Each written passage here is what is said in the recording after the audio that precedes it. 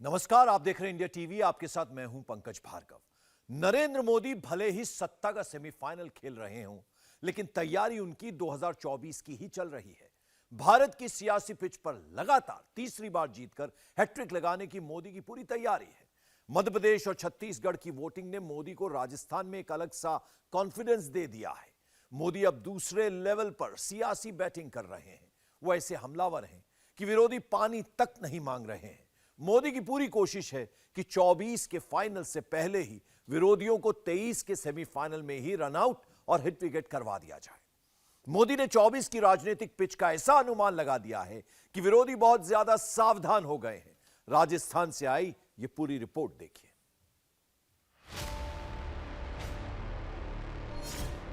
सभी भ्रष्टाचारियों को आउट कर देंगे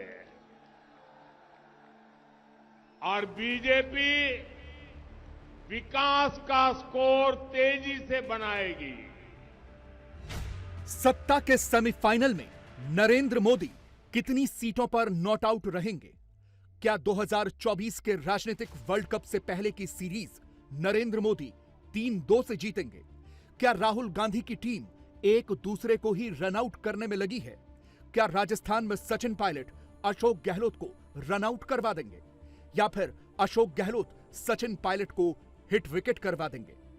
कांग्रेस वालों में ऐसा झगड़ा है कि रन बनाना तो दूर, ये लोग एक दूसरे को रन आउट करने में लगे हैं।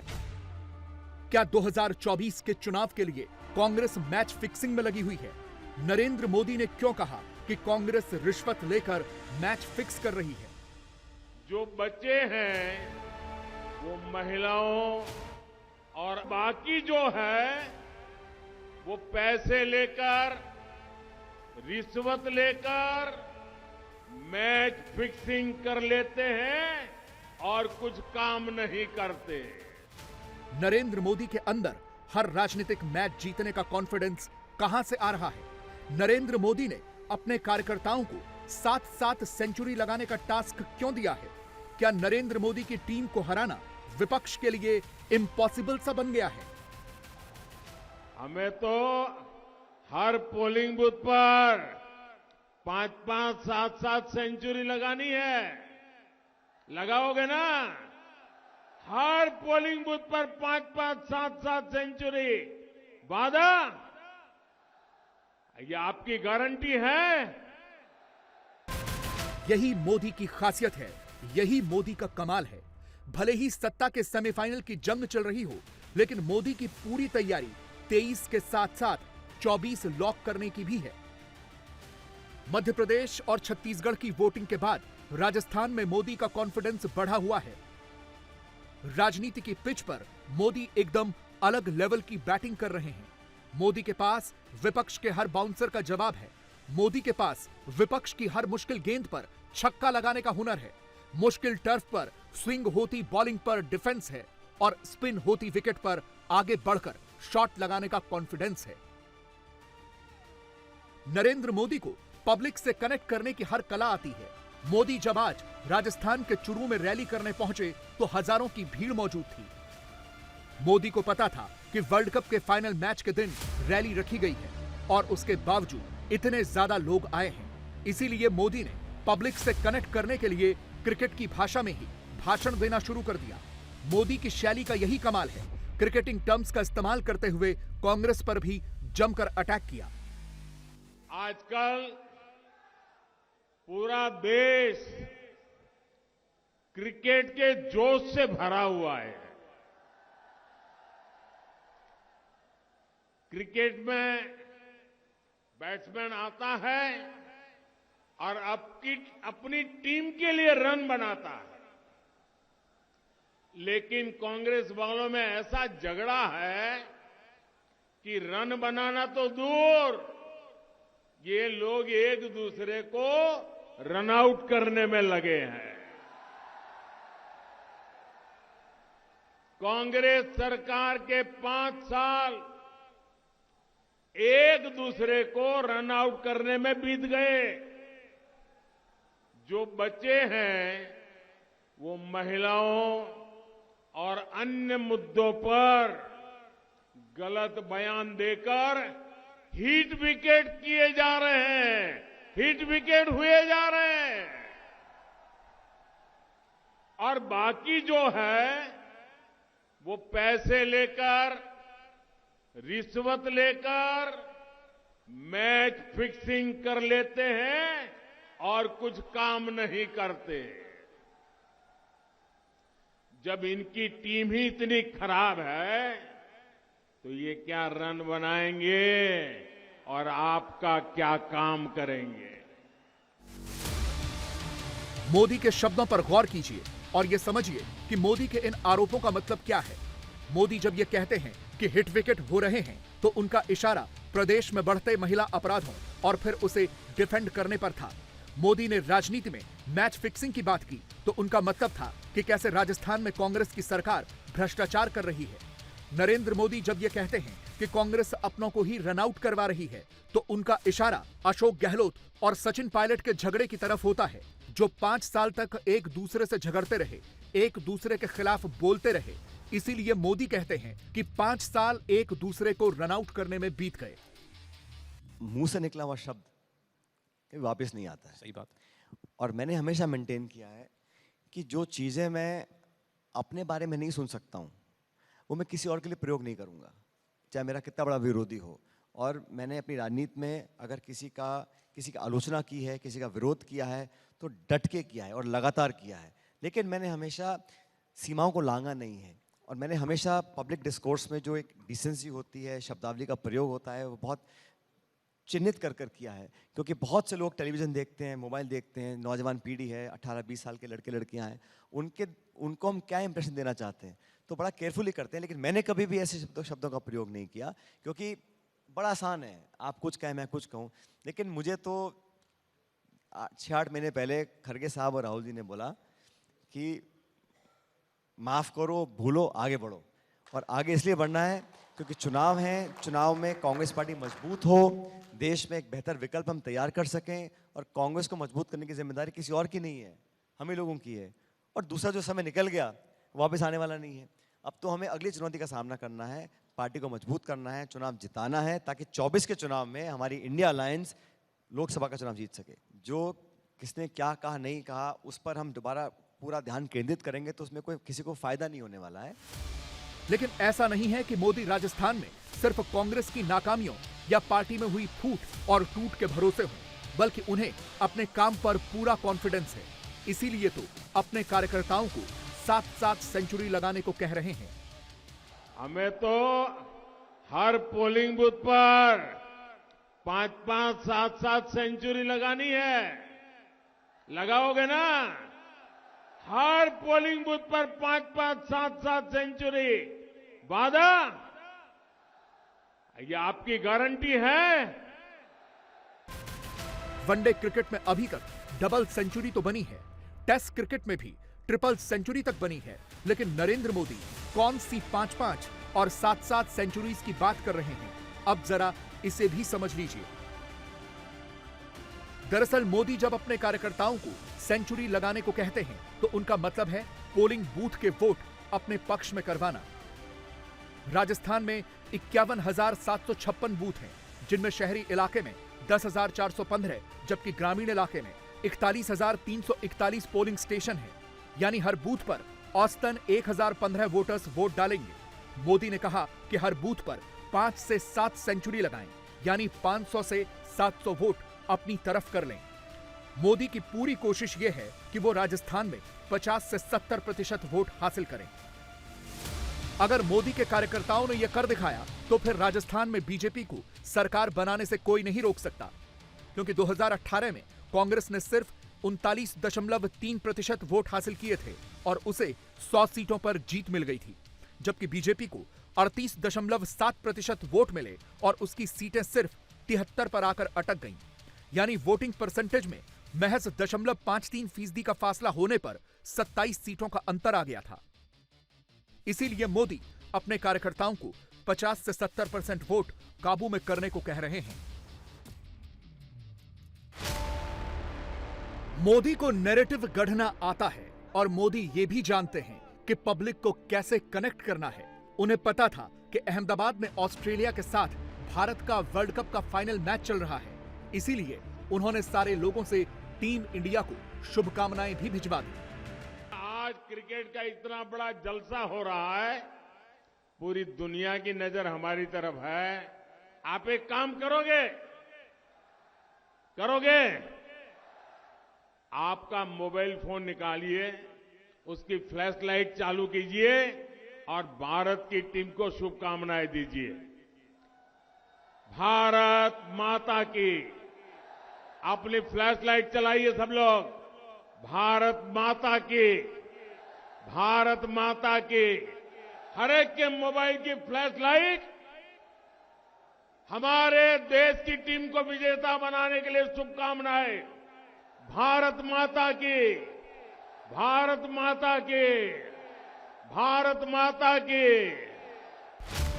टीम इंडिया की तरह ही मोदी को भी हारी हुई बाजी जीतनी आती है। उन्होंने राजस्थान में ऐसा नैरेटिव बना दिया है कि अब कांग्रेस के खेमे में खलबली मची हुई है।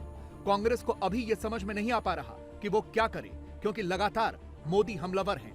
खास तौर पर कांग्रेस के भ्रष्टाचार पर मोदी हर रैली में अटैक कर रहे हैं। आप बीजेपी को चुनेंगे तो हम ये जो राजस्थान में भ्रष्टाचारियों की टीम है ना, ये सभी भ्रष्टाचारियों को आउट कर देंगे और बीजेपी विकास का स्कोर तेजी से बनाएगी। और जीत किसकी होगी? जीत राजस्थान की होगी। जीत राजस्थान के भविष्य की होगी। जीत राजस्थान के माताओं, बहनों, किसानों, युवाओं की होगी। कांग्रेस के लूट के लाइसेंस की पूरी कहानी लाल डायरी में दर्ज है।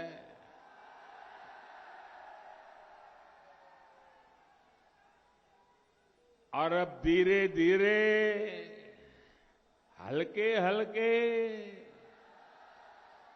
लाल डायरी के पन्ने खुलने लगे हैं। इधर लाल डायरी का पन्ना खुलता है, गहलोत जी का फ्यूज उड़ जाता है। जादूगर की जादूगरी लाल डायरी में दिखने लगी है।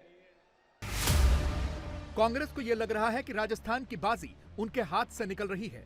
वैसे तो पिछले 30 साल से राजस्थान में ऐसा एक बार भी नहीं हुआ जब सरकार रिपीट हुई हो, लेकिन इस बार अशोक गहलोत को भरोसा है। हालांकि जानकार इसे असंभव बता रहे हैं। राजस्थान में अशोक गहलोत चुनावों के लिए 7 बड़ी गारंटियां लॉन्च कर चुके हैं, लेकिन अब कांग्रेस चुनावी घोषणा पत्र में कुछ और वादे करने जा रही है। सूत्रों के मुताबिक 20 नवंबर को जयपुर में राहुल गांधी राजस्थान में कांग्रेस का घोषणा पत्र जारी करेंगे और इसमें किसानों के लिए एमएसपी में कुछ घोषणाएं हो सकती हैं। यह कहा जा रहा है कि किसानों के लिए यह ऐलान कांग्रेस का मास्टर स्ट्रोक होगा। कांग्रेस मध्य प्रदेश में पहले ही धान 2600 और गेहूं 2599 रुपए में खरीदने का वादा कर चुकी है। असल में राजस्थान में किसान एक बहुत बड़ा वर्ग है। यह कहा जाता है कि किसान जिधर चले जाएं, उधर सरकार बन जाती है। राजस्थान में किसानों की संख्या 76,55,000 के करीब है। इनमें से 16,77,000 किसान लघु हैं और 30,71,000 सीमांत किसान हैं। हर किसान परिवार पर औसतन 1,13,000 रुपए का कर्ज है, लेकिन इनकी औसत आय महज 9,156 रुपए ही है। लेकिन किसान सियासी तौर पर काफी मजबूत हैं। राजस्थान में 82 सीटें ऐसी हैं जहां किसान चुनाव नतीजों को प्रभावित कर सकते हैं। किसान और जाट जिस पार्टी का समर्थन करते हैं, वो चुनाव के फाइनल में बाजी मार लेती है। साल 2013 में कांग्रेस से नाराज होकर किसान और जाटों ने बीजेपी को समर्थन दिया था, जिसकी वजह से बीजेपी सरकार बनाने में कामयाब हुई थी। इसी तरह से 2018 में किसान कांग्रेस की टीम में शामिल हुए और बीजेपी को बाहर होना पड़ा। इसीलिए कांग्रेस किसानों को लुभाने की हर संभव कोशिश कर रही है और लगातार किसानों को इंप्रेस करने में जुटी है। चुनावों का ऐलान होने के बाद से कांग्रेस ने यहां गारंटी जारी की है, जिसमें किसानों से गोबर खरीद, 500 रुपए में गैस सिलेंडर, सरकारी कॉलेज के छात्रों को फ्री लैपटॉप, प्रदेश में आपदा राहत बीमा और महिलाओं को सालाना 10,000 रुपए की आर्थिक सहायता जैसी लुभावनी घोषणाएं शामिल हैं। लेकिन मोदी के पास भी हर लुभावनी घोषणा की काट तैयार रहती है। मोदी सीधे पेट्रोल डीजल के महंगा होने की बात करके किसानों की ही बात कर रहे हैं। साथियों, कांग्रेस सरकार आपको लूटने का कोई मौका छोड़ नहीं रही है। बीजेपी के शासन वाले हरियाणा, गुजरात, यूपी या आपके राजस्थान से सटे हुए हैं। यूपी में पेट्रोल राजस्थान से 12-13 रुपया सस्ता है। गुजरात में 12-13 रुपया सस्ता है। हरियाणा में 12-13 रुपया सस्ता है। राजस्थान में भाजपा सरकार आते ही पेट्रोल की कीमतों की समीक्षा होगी और अब तक जो रुपया जमा किया वो किसके खाते में गया, इसकी भी जांच होगी और समीक्षा कर करके लोकहित में नए सिरे से निर्णय लिया जाएगा। असल में राजस्थान में पेट्रोल के दाम 108 से 109 रुपए प्रति लीटर हैं, जबकि बीजेपी शासित दूसरे राज्यों में 97 रुपए लीटर हैं, क्योंकि राजस्थान में कांग्रेस की सरकार ने अपनी तरफ से वैट में कोई कमी नहीं की है, जबकि बीजेपी शासित राज्यों ने वैट कम किया है, जिसकी वजह से जनता को पेट्रोल सस्ता मिल रहा है। मोदी हर तरफ से हमलावर है। उन्होंने कांग्रेस के खिलाफ राजस्थान में ऐसा चक्रव्यूह तैयार कर लिया है जिससे बाहर निकलना मुश्किल हो रहा है। मोदी अपनी हर रैली में राजस्थान की कांग्रेस सरकार को आतंकवाद का समर्थक बता रहे हैं। वो कह रहे हैं कि कांग्रेस की तुष्टीकरण की नीति से दंगे होते हैं। मोदी का कांग्रेस पर दूसरा सबसे बड़ा आरोप है भ्रष्टाचार का। खास तौर पर मोदी अपनी हर रैली में लाल डायरी का जिक्र कर रहे हैं। मोदी का कांग्रेस पर तीसरा हमला होता है महिला सुरक्षा को लेकर, और मोदी अपने भाषणों में पेपर लीक को लेकर भी बहुत ज्यादा हमलावर हैं। मेरे प्यारे राजस्थान के भाइयों बहनों, आपने खूब मेहनत करके अपने बच्चों को पढ़ाया। युवाओं ने भी खूब मेहनत की, परीक्षा दी, लेकिन कांग्रेस के पेपर लीक माफिया ने लाखों रुपयों में युवाओं का भविष्य बेच दिया। आप मुझे बताइए, राजस्थान के बेटे बेटियों का भविष्य बाजार में अगर बिकता है तो ऐसी कांग्रेस को सजा देना जरूरी है कि नहीं है? ऐसी कांग्रेस को सजा दोगे क्या? पूरी ताकत से सजा दोगे क्या? इधर एक जादूगर और दिल्ली में बैठे कांग्रेस के बाजीगर। तो ये जादूगर और बाजीगर का खेल चल रहा था। जादूगर कुर्सी बचाने में बिजी थे और बाजीगर कुर्सी गिराने में लगे थे। और इसके साथ साथ विधायक और मंत्री वे नई जादूगरी कर रहे थे। वो तिजोरियों को सफाचट कर रहे थे, तिजोरियों में से माल गायब करने में लगे थे। और अब तो सीएम के लाल ने खुद लाल डायरी में लिख दिया है, पापा की सरकार नहीं आएगी,